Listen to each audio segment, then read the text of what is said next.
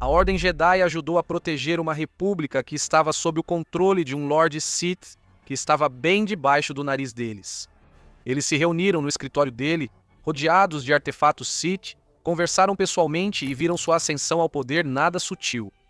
Tudo isso sem perceber que o chanceler Palpatine era quem eles estavam procurando esse tempo todo. Então, quais pistas os Jedi realmente deixaram passar? Palpatine começou seu governo inundando a galáxia com interferência do lado sombrio. Trabalhando ao lado de seu mestre Darth Plagueis, os dois Sith orquestraram dezenas de eventos galácticos para semear o caos e preparar seu reinado. Ao conduzir esses eventos, ele criou tanto caos que a habilidade dos Jedi de sentir a força ficou obscurecida e pouco confiável. Mas eles nunca descobriram até que fosse tarde demais. Sua presença conseguia se misturar ao ruído, especialmente graças à sua habilidade de manter sua própria energia do lado sombrio rigidamente controlada e contida, uma habilidade que ele aprendeu com seu mestre. Há também o fato de que o Templo Jedi em Coruscant foi construído sobre um antigo local do lado sombrio, o que adicionava uma distorção constante de fundo às habilidades dos Jedi, tornando ainda mais difícil para eles distinguirem a identidade de Palpatine. Mesmo que ele escondesse facilmente sua personalidade real, há um aspecto de psicologia do mundo real em jogo. O fato de que alguns criminosos se escondem à vista de todos, enquanto deixam pistas sutis e fáceis de serem ignoradas sobre sua identidade e intenções por puro ego, eles acreditam que são inteligentes demais para serem pegos e exibem a verdade na frente de seus inimigos como uma demonstração de confiança. No caso do Palpatine, impressiona o quanto ele conseguiu fazer sem ser pego. O primeiro sinal de alerta que deveria ter sido percebido pelos Jedi é a quantidade de artefatos Sith que estavam tanto no corpo do Palpatine quanto no escritório dele. O chanceler supremo nem sequer escondia o fato de que, no mínimo, era altamente instruído na história dos Jedi e dos Sith, e muito possivelmente ele próprio era um Sith. Eles estavam expostos para que os visitantes observassem bem no coração da República. Esses artefatos incluíam um cálice Sith, que ele coletou pessoalmente em Malachor, 2 urnas espirituais Sith, 4 estátuas metálicas e um relevo de batalha entre Jedi e Sith. O cálice era originalmente um incensário usado em antigos rituais e meditações Sith, mas mesmo assim manter um objeto tão abertamente Sith em exibição é realmente uma atitude ousada. A entrada dos aposentos privados de Darth Sidious também é ladeada por 2 grandes urnas, cada uma do tamanho de uma pessoa. Enquanto você pode apenas vislumbrar o cálice, essas 2 relíquias ficam claramente visíveis quando você entra. Conhecidas como urnas espirituais, esses vasos altos têm uma origem desconhecida, mas está confirmado que possuem uma ligação com o Sith. Acredite se quiser, uma dessas urnas chegou a guardar as cinzas do mestre falecido de Palpatine, Darth Plagueis. Além disso, sem querer bancar o nerd, mas depois de pesquisar inúmeras imagens e vídeos, também descobri que há insígnias da Estrela da Morte em cada uma das mesas laterais, com abajures no escritório de Palpatine. Palpatine deixou literalmente tudo em cima da mesa com o perdão do trocadilho para os Jedi encontrarem, e eles simplesmente não conseguiram ver nada disso. Muitos desses artefatos são simplesmente enfeites de fundo no escritório de Sheev, mas as 4 estátuas de Duarte são literalmente exemplos na sua cara da herança de Palpatine. Essas 4 figuras são feitas de uma liga metálica especial chamada Bronzeum e representam 4 filósofos: Sistrus Nevet, Bradadan, Lustea Rodomos e Yanjon Zelmar.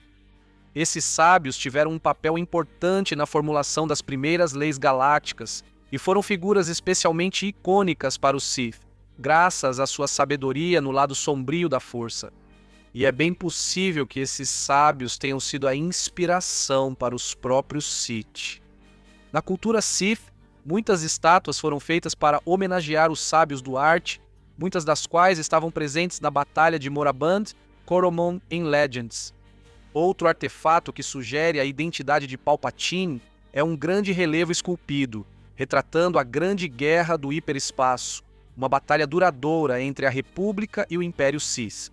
Nessa guerra, o Lord Sith Nagasato lançou um ataque total contra a antiga república, embora os Sith tenham acabado perdendo. Os Jedi até pareciam não perceber os próprios sabres de luz de Palpatine. Um escondido na estátua de Sistros e outro literalmente sempre na manga, como um mágico Sith. Uma das outras estátuas de Duarte até sugere os esconderijos de Palpatine, já que a estátua de Anjon Zelmar parece estar colocando a mão dentro da própria manga. Agora, para ser justo, os Jedi não estariam catalogando cada artefato no escritório de Palpatine, mas eles deveriam ser a maior autoridade sobre a força. Então, se relíquias do lado sombrio estavam ao alcance do Chanceler Supremo, isso deveria tê-los levado a fazer alguma coisa. Uma informação enorme que os Jedi ignoraram e que teria levado eles direto à conclusão de que Palpatine era um Lord Sith foi que eles literalmente foram informados de que Darth Sidious estava no controle da República. Em Geonosis, Dooku conta a Obi-Wan Kenobi uma informação que, sinceramente, deveria ter abalado a Ordem Jedi profundamente. E se eu dissesse que a República está sob controle do Lorde Sombrio dos Sith? E sim, Dooku é o inimigo, então ele pode não ser uma fonte confiável, mas isso não significa que a informação deva ser simplesmente ignorada ou descartada. Afinal, ele já foi um Jedi. Na verdade, Obi-Wan até levou essa informação de volta ao Alto Conselho Jedi depois da conversa dele com Dooku, e os Jedi ficaram cientes da ameaça que pairava sobre eles. Ainda assim, naquele momento, os Jedi cometeram um erro crítico e rejeitaram a possibilidade de o Chanceler Supremo ser um Lord Sith, o que acabou levando à quase extinção da ordem deles. Outro sinal de alerta precoce sobre Palpatine foi o seu timing suspeitamente perfeito quando se tratava de sua ascensão ao poder, e especialmente de manter essa posição de poder depois que a conquistou. Sua jornada começou lá atrás, durante a crise de Naboo, quando uma disputa comercial escalou para um bloqueio em grande escala e, de repente, um senador relativamente desconhecido de Naboo foi colocado sob os holofotes. Naquele momento, o calmo e razoável Palpatine se posicionou como a alternativa perfeita ao antigo chanceler, Valorum, e foi eleito como o próprio Chanceler Supremo. Mas é imediatamente suspeito que um conflito localizado tenha se transformado exatamente na oportunidade necessária para elevar Palpatine a esse posto de poder. Na década seguinte, as tensões na República continuaram a crescer. O movimento separatista ficou mais forte e muitos sistemas começaram a se separar da República enquanto o medo começava a se espalhar pelo Senado. Na época das Guerras dos Clones, a galáxia estava desesperada por estabilidade. Quando a crise atingiu seu auge, o chanceler Palpatine recebeu poderes de emergência, inicialmente destinados a serem temporários, o que permitiu que ele contornasse o Senado e autorizasse a criação de um grande exército da República. Embora muitos considerassem necessário que o chanceler recebesse esses poderes, o problema foi que, uma vez que ele os obteve, nunca os devolveu. À medida que a guerra se arrastava, aqueles poderes temporários tornaram-se permanentes, e seu mandato como chanceler se estendeu muito além do que era permitido por lei. Algo que ele justificou totalmente graças ao conflito em andamento. A partir desse ponto, toda vez que a guerra se intensificava, isso lhe dava mais um motivo para manter o controle. Cada vitória dos separatistas significava menos Jedi e mais determinação para manter Palpatine em sua posição. Enquanto isso, cada vitória da República solidificava o controle dele sobre o regime que estava por vir. Os Jedi perceberam isso mais tarde demais. Eles perceberam que algo não estava certo, mas nunca investigaram porque toda a grande crise beneficiava a mesma pessoa. Quando perceberam o quanto de poder Palpatine havia acumulado, já era tarde demais para sua preciosa ordem. Mas vamos voltar um pouco. Do nada, aparentemente, a República ganhou um exército de clones totalmente operacional, já treinado e equipado para a batalha. E embora tenha sido encomendado pelo mestre Jedi Sifo Dyas, ele já estava morto há anos, o que fez os Jedi desistirem de procurar quem havia ordenado sua criação. Para piorar, os Jedi estavam sendo jogados no meio de uma guerra e precisavam de um exército para ajudá-los a lutar. Os Jedi não tinham efetivo suficiente para enfrentar as legiões de droides enviadas contra eles e, essencialmente, foram forçados a usar o exército de clones que lhes foi fornecido, sem outra escolha a não ser confiar neles. Eles estavam céticos quanto à origem dos clones desde o início, achando suspeito que um mestre Jedi morto de alguma forma havia encomendado que o exército fosse criado para eles pouco antes de sua morte. Então eles descobriram o nome Tiranos e como essa identidade estava entrelaçada na criação dos clones, assim como em muitos outros assuntos galácticos.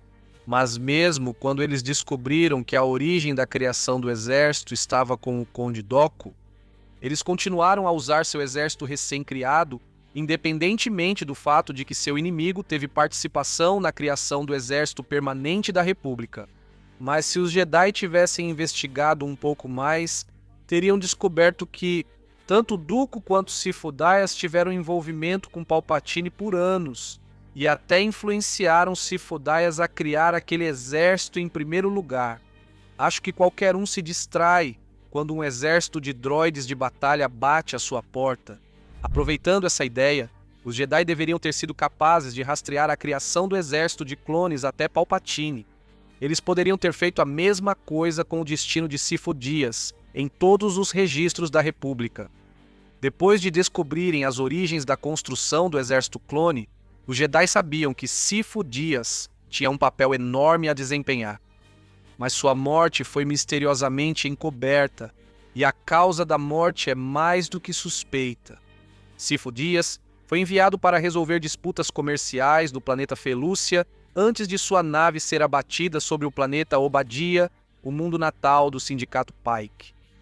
De acordo com os registros, seu corpo foi queimado pelas tribos felucianas, eliminando todos os vestígios das verdadeiras ações do Jedi.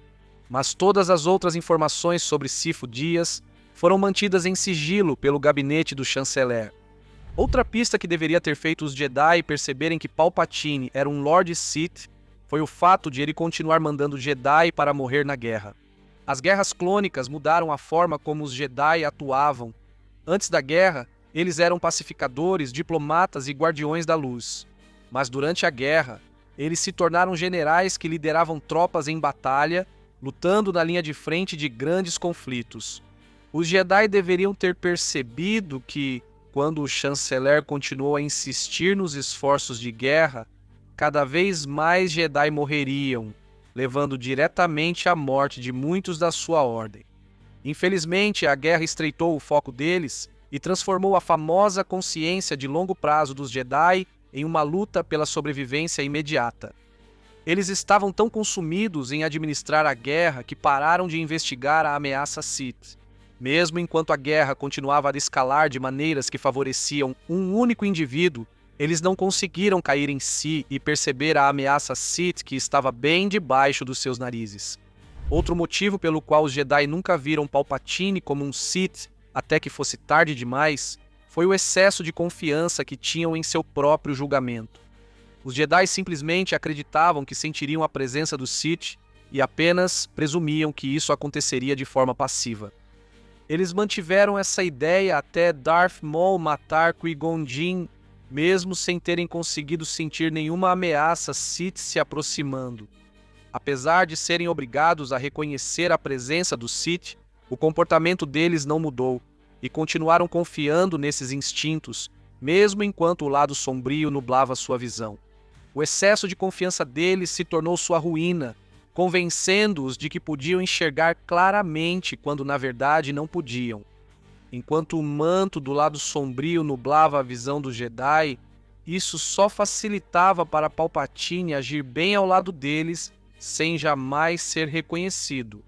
E ainda tem o claro aliciamento de Anakin Skywalker, um dos sinais de alerta mais evidentes que os Jedi ignoraram.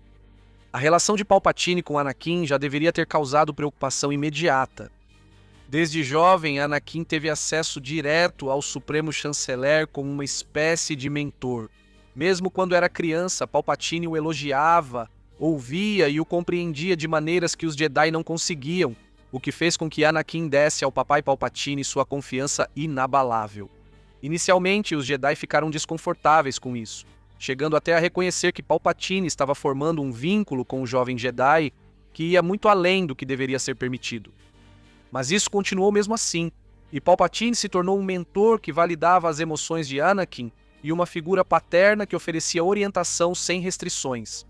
Com o tempo, isso criou uma divisão, e Anakin passou a confiar mais em Palpatine do que no Conselho, desabafando com ele, buscando sua aprovação e ouvindo suas opiniões em vez das de seus superiores Jedi.